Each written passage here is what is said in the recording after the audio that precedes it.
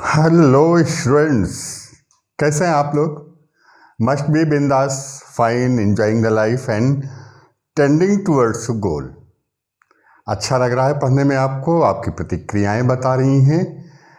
आइए आज चलते हैं इतिहास के एक और दौर में। आपने देखा सर्वनाश की एक लहर अरब आक्रमण के रूप में आई। हमारे उत्तरी पश्चिमी सीमांत पर उस समय शाही वंश रक्षक की भूमिका में थे। दूसरी लहर महमूद अफ गजनी की आई, जिसने उस रक्षा पंक्ति को तोड़ दिया। और सर्वनाश की तीसरी लहर महमूद अफ गजनी के करीब 150 साल बाद आनी थी। आश्चर्य यह था कि इस बीच में भारत का पतनोन्मुख राजनीतिक नेतृत्व, दोषपूर्ण सैनिक संरचना, अदूरदर्शितापूर्ण विवेक नीति में कोई बदलाव नहीं हुआ और जैसे हिंदुस्तान अपने सर्वनाश की प्रस्तावना लिखने के लिए तैयार था। आज की कहानी गौर प्रदेश से। इतिहास में हमने अक्सर देखा है कि पहले केंद्र मजबूत होता है और परिधि कमजोर रहती है, और धीरे धीरे केंद्र कमजोर होने लगता है और परिधि की शक्तियां आकर के केंद्र में स्थान ग्रहण कर लेती हैं। बिल्कुल यही हो रहा था गौर और गजनी के बीच में। कभी 1009 में महमूद अफ गजनी ने गौर को जीता था, अपने नियंत्रण में रखा था, लेकिन 1158 आते आते गौर का एक शासक था अलाउद्दीन, गजनी पर आक्रमण किया, समूची गजनी को जला दिया एक्सेप्ट महमूद गजनवी का मकबरा, और कहते हैं 7 दिन तक गजनी जलती रही। इसीलिए वो जहांसोज के नाम से कहलाया। इसी जहांसोज का भतीजा था हमारा आज का कथानायक शिहाबुद्दीन गोरी। शिहाबुद्दीन गोरी को 1173 में गवर्नर नियुक्त किया गया था मुल्तान का, और संपूर्ण शक्तियां दी गई शासन की। यद्यपि वह अपने बड़े भाई के गवर्नर की हैसियत से ही शासन करता रहा। सबसे पहला आक्रमण मुल्तान पर ही था। दूसरा आक्रमण 1178 में अनहिलवाड़ पर हुआ। एक चतुर रणनीति अपना रहा था महमूद मोहम्मद गोरी। आपको याद होगा महमूद गजनवी के उत्तराधिकारी लाहौर में थे खुसरो मलिक। वे कितने भी कमजोर थे लेकिन उनसे सीधे टक्कर नहीं लेना चाहता था। इसलिए खैबर दर्रे की बजाय उसने पश्चिम के एक गोमल दर्रे से अभियान करना शुरू किया। शायद उसकी योजना थी कि वो लाहौर को चारों तरफ से घेरेगा, लेकिन अनहिलवाड़ के भीम द्वितीय ने उसकी योजना को तहस नहस कर दिया। एक विध्वंसकारी पराजय हुई और आगामी 20 साल तक मोहम्मद गोरी की सेनाएं गुजरात की तरफ देखने की हिम्मत नहीं कर पाई। अब अपना टारगेट बदला मोहम्मद गोरी ने। खैबर दर्रे से आने का तय किया, खैबर दर्रे से आने का फैसला किया, और सबसे पहले उसने 1181 में लाहौर पर आक्रमण किया। लाहौर पर आक्रमण किया संधि की खुसरो मलिक के साथ। संधि के अनुसार खुसरो मलिक का एक बेटा इसके पास बंधक के तौर पर आया। शेर के मुंह खून लग चुका था। 1185 में दोबारा आक्रमण किया, सियालकोट पर जीत लिया। और मैं बताऊं आपको कि सियालकोट तो बिल्कुल जैसे लाहौर की सीने पर तनी हुई पिस्तौल। कैसे स्वीकार करता खुसरो मलिक। जैसे ही वापस गया मोहम्मद गोरी, लाहौर से बाहर आकर के खुसरो मलिक ने सियालकोट पर घेरा डाल दिया। मोहम्मद गोरी वापस लौटा, अपने आप को लाहौर के किले में कैद कर लिया खुसरो मलिक ने। और पूरी सैनिक ताकत के बावजूद जब मोहम्मद गोरी जीत नहीं पाया उसे, तो छल पूर्वक बातचीत का बहाना करके बुलाया गया, छल से कैद कर लिया गया, और अल्टीमेटली 1192 में गर्जिस्तान में उसकी हत्या कर दी गई। इस प्रकार खुसरो गजनवी वंश के अंतिम शासकों को भी हिंदुस्तान ने इस जगह दी थी। अब उत्तेजित, इट वॉज 1189, उत्तेजित मोहम्मद गोरी की सेनाओं ने भटिंडा पर आक्रमण किया, भटिंडा को जीत लिया। मैं बताऊं आपको कि भटिंडा अग्रिम रक्षा चौकी थी। इस बीच में भारत के दो विधि निर्माता थे। भारत की किस्मत 2 लोगों के हाथ में थी। एक राय पिथौरा थे या पृथ्वीराज तृतीय, और दूसरे गढ़वाल शासक जयचंद। पृथ्वीराज तृतीय की राजधानी अजमेर थी। 17 वर्षीय नवयुवक थे जब ये गद्दी पर बैठे थे, और दूसरी तरफ कन्नौज राजधानी थी जयचंद की, और दोनों मौसेरे भाई थे। यह भी सच है कि दोनों की उम्र में पिता और पुत्र का अंतर था, और ऐसी हालत में चूंकि उनके नाना निसंतान थे, और जब 1181 में पृथ्वीराज को दिल्ली दे दी गई, नाना ने पृथ्वीराज को दिल्ली का शासक बनाया, तो यकीनन गढ़वाल शासक के मन में कुछ तो असंतोष रहा होगा। वे भी अपने आप को दावेदार मानते थे।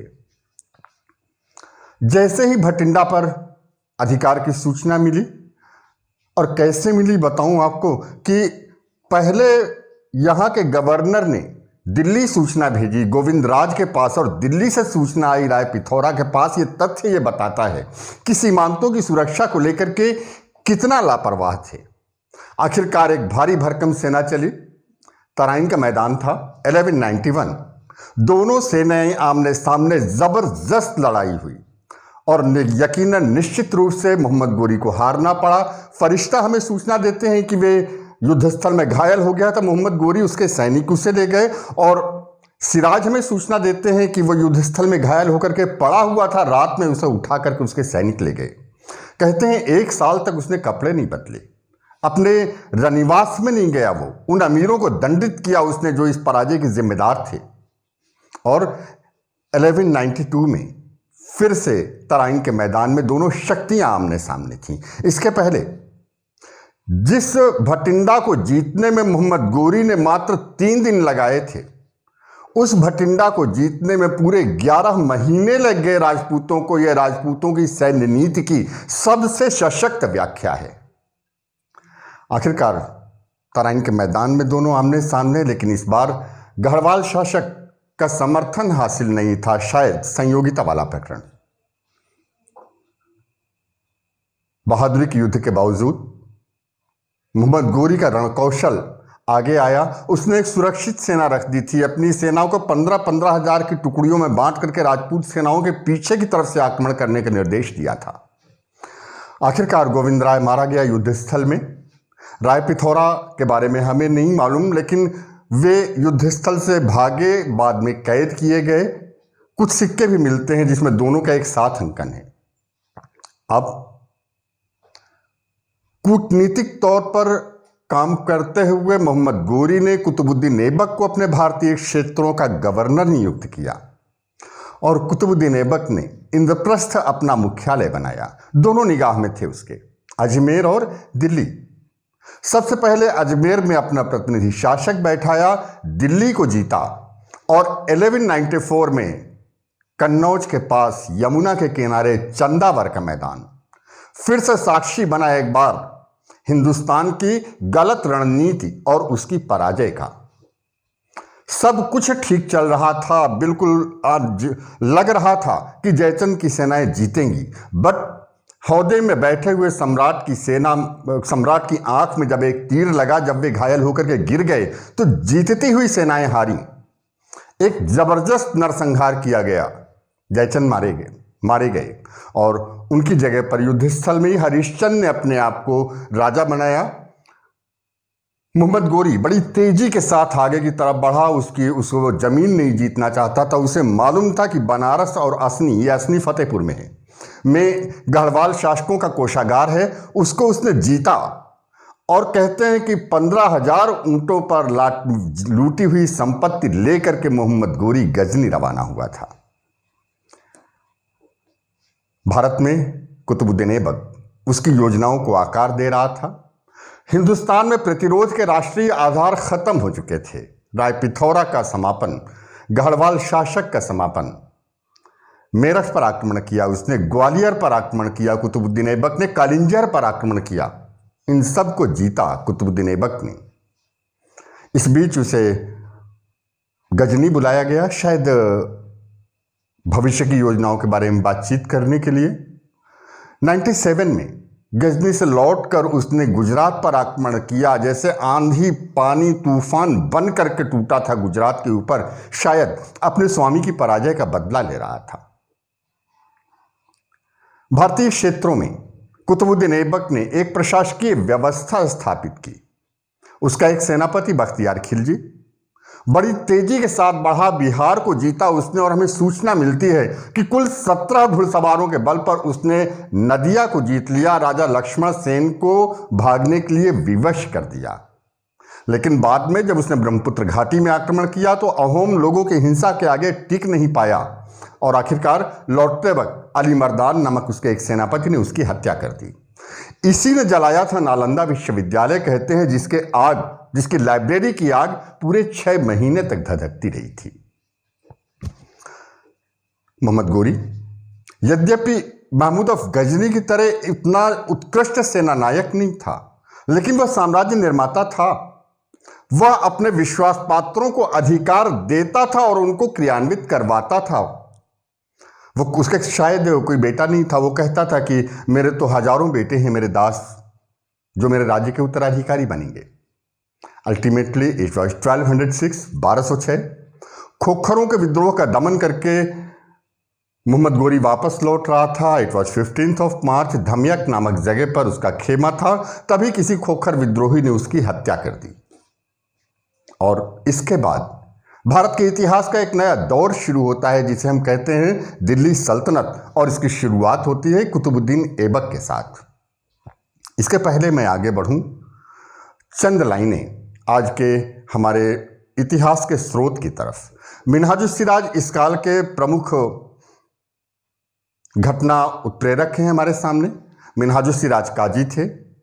मिन्हाजुस्सिराज की बुनावट में दिल्ली सल्तनत की रक्षा सबसे ज़्यादा जिम्मेदार थी और जब वे कभी काफिरों की सेना या मुसलमानों की सेना या अल्लाह की सेना शब्द का इस्तेमाल करते हैं तो हमें ध्यान देना होगा कि उनके लिए अल्लाह की सेना दिल्ली सल्तनत के रक्षा करने वालों की सेना है, जिसमें हिंदू भी हो सकते हैं, और उनके लिए शैतानों या काफिरों की सेना उनकी सेना है जो दिल्ली सल्तनत का विध्वंस चाहते हैं, इसमें मुसलमान भी हो सकते हैं। मैंने आपसे कहा था ना कि मध्यकाल में लिखित इतिहास तो मिलता है लेकिन विश्वसनीयता पहचाननी पड़ती है।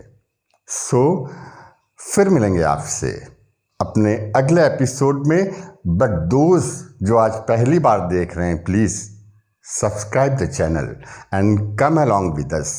हम ले चलेंगे आपको आपके सपनों की नौकरी की तरफ। तब तक खुश रहिए, पढ़ते रहिए और स्वस्थ रहिए।